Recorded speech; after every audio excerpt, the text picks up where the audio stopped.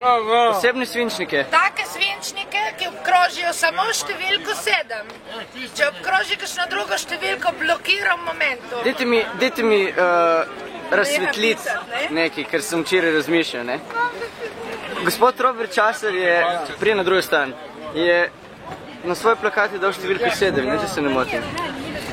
Jaz so rekli, da so se zmotili, mi ne verjamemo. Mislim, da so hoteli nam malo glasov dati zraven. Ja, saj zato, zakaj ste potem šli z obvestilom za Zato, ker javnost? smo poštena stranka. A Mi ja, smo to je stranka tisto. poštenih ljudi.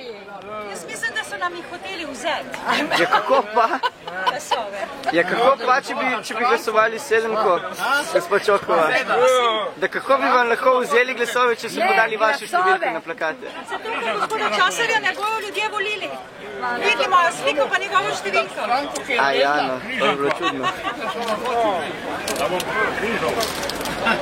O, dragi moji volilci, obkrožite številko 7. Pejte na volitve, da zmagamo oni, ki smo se borili. 7. starojen. To je pravlično število, kako? Magično, pravlično, kakršnokoli. Sam da zmagate, samo ni važno. Obkrožite ga. Tako je.